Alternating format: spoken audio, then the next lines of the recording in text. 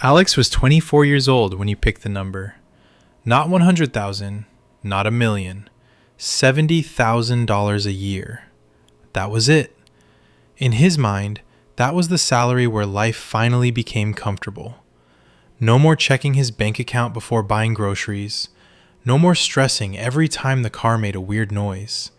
No more wondering if one unexpected bill would ruin the entire month. If he could just make $70,000, he'd finally feel like he'd made it. For years, that number motivated him. He worked late, accepted extra projects, switched jobs for better opportunities. Every promotion felt like another step toward that finish line. Then, one Tuesday afternoon, his manager called him into the office. For a split second, Alex thought he was in trouble. Instead, his manager smiled. "We'd like to offer you the promotion." Alex tried not to look too excited. He nodded, said thank you, tried to stay professional. But the second he walked back to his desk, he opened the offer letter. Salary, $70,184. He just stared at it. For years, that number had lived in his head. Now, it was real. That night, he called his parents, texted his friends, took his girlfriend out to celebrate. He'd done it. He'd reached the number he'd been chasing for almost 6 years. For the first time, the future actually felt easy. Then, about a year later, Alex was sitting on his couch after work. Nothing unusual had happened. No emergency, no surprise expense. He opened his banking app. His checking account read $216. He refreshed it. Same number. He sat there for a second, confused, because this wasn't supposed to happen. He'd reached the finish line. So, why did it still feel like he was losing? And here's what's strange. Alex isn't unusual. Millions of Americans spend years chasing a salary they believe will change everything. Then, they finally reach it, only to discover their life doesn't feel much different than it did before. So what happened? Was $70,000 never enough? Or did the finish line quietly move without anyone noticing? Because once you understand the answer, you'll start seeing it everywhere. I'm Jake, and I've spent too much time making mistakes with money so you don't have to. If you're new here, consider subscribing. Every week we explore the psychology behind money, wealth, and the financial decisions that quietly shape our lives. Now, let's rewind. Back to Alex's very first paycheck after the promotion. It arrives on a Friday afternoon. His phone buzzes. For the first time, it's noticeably bigger. He smiles. This is what 6 years of hard work looks like. But before Alex even has a chance to enjoy it, the money starts disappearing. Not because he spends it, because it never really belonged to him in the first place. Federal taxes, state taxes, Social Security, Medicare, health insurance, retirement contributions. Before Alex touches a single dollar, hundreds of them are already gone. The paycheck that looked life-changing on paper already feels a little smaller. Then rent comes out. Insurance, utilities, internet, his phone bill, groceries, gas. By Sunday night, the paycheck is almost unrecognizable. And here's the strange part. Nothing on that list feels irresponsible. Alex isn't buying designer clothes. He isn't gambling. He isn't booking first-class vacations. He's paying for a completely ordinary life. Which raises an uncomfortable question. If someone making $70,000 still feels stretched, when exactly are you supposed to start feeling comfortable?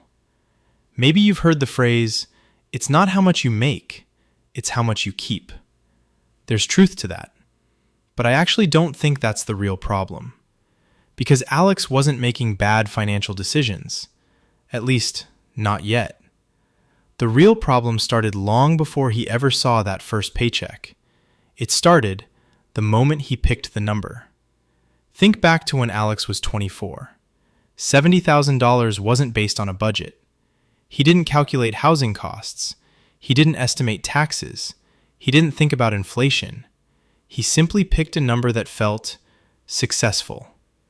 And that's something almost all of us do. Maybe your number is 50,000. Maybe it's 100,000. Maybe it's 200,000, 100,000. Maybe it's 200,000. We convince ourselves that somewhere there's a salary where the stress finally disappears, where money stops being something we think about every day, where life finally feels easy. The problem is, our imagination only pictures the paycheck. It never pictures the lifestyle that quietly grows around it. And that's exactly what happened to Alex. Because about 3 months after his promotion, something funny started happening. The apartment he'd loved for years suddenly felt a little too small. Nothing had changed. Same kitchen, same bedroom, same neighbors. But somehow, it didn't feel like enough anymore. Then his car started making that noise again, the one it had been making for months. Last year, Alex would have taken it to a mechanic. This year, he opened Auto Trader.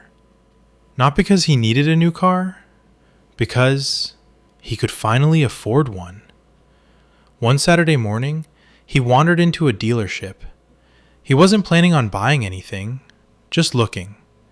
The salesman asked him one simple question. What monthly payment are you hoping to stay under? Not, what's your budget? Not, how much do you want to spend? Just, what payment feels comfortable? Alex thought about it for a second.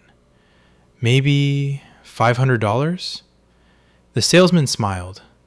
I think we can make that work.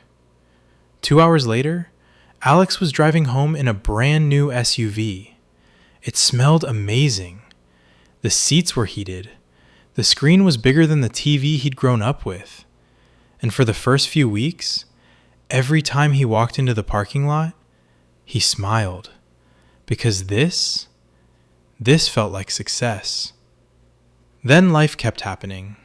Work got busier. Cooking every night became exhausting. So dinner became takeout. Not every night, just often enough that he stopped thinking about it. His friends wanted to take weekend trips. Alex could finally afford to go. So he went. He upgraded his phone, signed up for a nicer gym, started buying better clothes for work. None of these decisions felt reckless. Actually, they all felt earned. That's what makes this so dangerous. Nobody wakes up and says, I'm going to spend every dollar of my raise. Instead, they slowly upgrade what feels normal. And here's the scary part. If you'd asked Alex after any one of those decisions, whether he'd done anything irresponsible, he would have said no. Because individually, he hadn't. It wasn't one decision that changed his finances. It was 50 perfectly reasonable decisions stacked on top of each other. Then one evening, almost a year after the promotion, Alex sat down to pay his bills. His salary had gone up by almost $30,000 since his first job. But somehow, there was still almost nothing left at the end of the month. The raise hadn't disappeared because of one expensive mistake. It disappeared one tiny upgrade at a time. And that's when Alex started asking the wrong question. Maybe $70,000 just isn't enough anymore. At first, that sounds reasonable. Housing is more expensive. Groceries cost more. Insurance keeps going up. There's truth in all of that. But if rising prices were the whole story, everyone making $70,000 would be struggling exactly the same way. They aren't. Some people build wealth on less. Others stay stuck while earning much more. So, if the paycheck isn't the only difference, what is? The answer isn't hiding in Alex's salary. It's hiding in the way he started thinking about money itself. Because somewhere along the way, Alex stopped asking, "Can I actually afford this?" and started asking something much more dangerous. "Can I afford the payment?" At first, that sounds like the same question. It isn't. Because the moment you start thinking in monthly payments, almost everything becomes affordable. A new phone? It's only $40 a month. A couch? $80. The car? Just over $500. Notice what disappeared. The price. Nobody says, "This phone costs $1,000. They say, "It's only $39.99 a month." Nobody says, "That car costs $42,000. They say, "It's just $520 a month." It's a subtle change, but it completely changes how your brain makes decisions. Imagine I asked you, would you spend $40,000 today? Most people would immediately say no. But if I asked, would you spend $500 a month? Suddenly, it feels possible.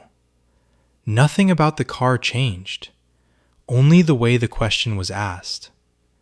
And that's exactly why companies love monthly payments. They aren't selling the price anymore. They're selling the feeling that you can handle it. Alex never sat down intending to bury himself in payments. Each one made sense. The car helped him get to work. The phone was something he used every day. The furniture made his apartment feel more like home. Individually, they were easy to justify.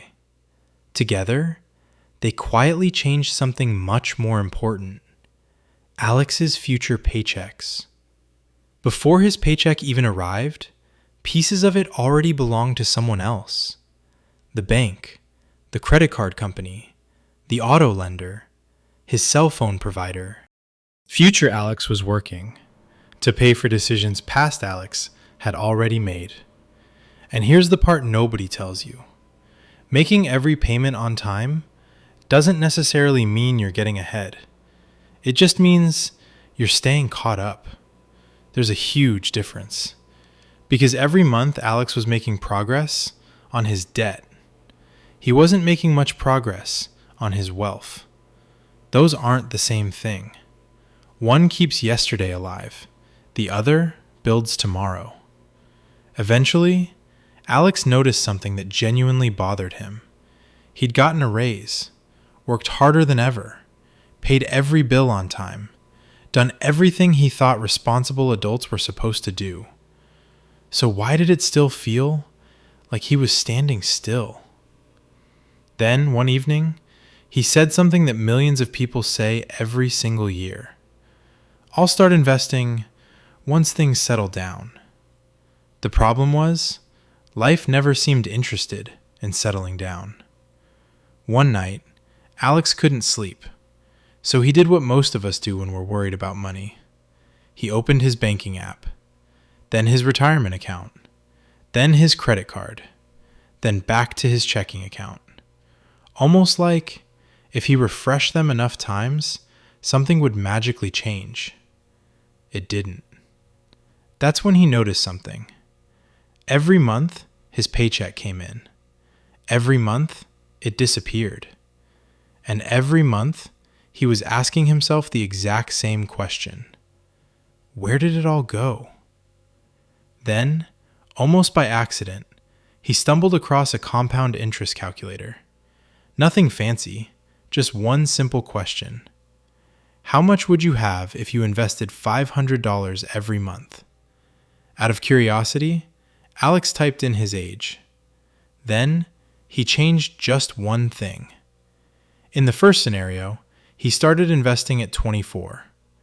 In the second, he started at 34. Same monthly contribution, same investment, same return. The only difference was 10 years. He hit calculate, then just stared. The difference wasn't a few $1,000s. It wasn't even 50,000. It was hundreds of thousands.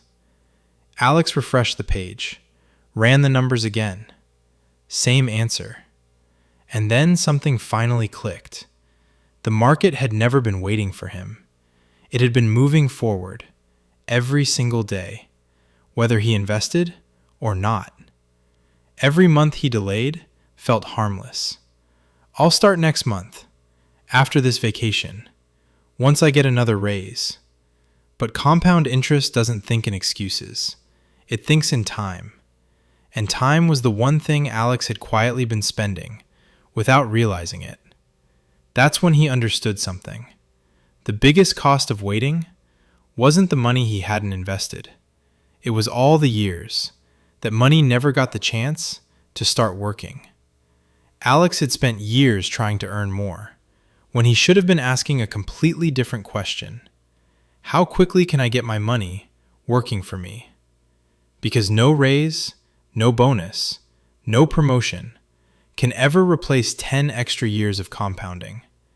And suddenly, Alex stopped blaming $70,000. He stopped blaming inflation. He even stopped blaming his bills. For the first time, he realized the salary had never promised to make him wealthy. He'd simply expected it to. And expectations can be incredibly expensive. But there was still one thing bothering him. Even if he started investing tomorrow, what exactly was he supposed to own? Because he'd spent years buying things that felt valuable, but almost none of them were actually making him wealthier. Let's close that loop. A few months later, Friday afternoon, Alex's phone buzzes. Another paycheck. The amount hasn't changed. The bills haven't disappeared. Rent still comes out. Insurance, utilities, groceries. Life still costs money. But something is different. This time, before Alex pays anyone else, he pays his future. A small transfer quietly leaves his checking account. He never even sees it. Years ago, that would have made him nervous. Now, it gives him peace. Because Alex finally understands something he didn't at 24. $70,000 was never supposed to make him feel rich. It was supposed to give him the opportunity to become rich. Those aren't the same thing. One is a paycheck. The other is a process. Alex smiles for a second, thinking back to that younger version of himself. The kid who thought there was a magical salary, where money stopped being stressful. He wasn't wrong. He was just chasing the wrong finish line. The finish line was never $70,000, or $100,000, or even $200,000. The finish line was the moment his money started working harder than he did. Because that's when the pressure finally begins to lift. Not when you earn more, when you need less of your paycheck to build your future. And maybe that's why $70,000 still feels like poverty to so many people. Not because $70,000 is a bad salary, but because no salary, by itself, has ever made anyone financially free. That's why two people can earn exactly the same income and end up living completely different lives. One spends every raise trying to feel wealthier. The other quietly builds wealth until one day they no longer need the raise at all. The difference was never the paycheck. It was what happened after the paycheck arrived.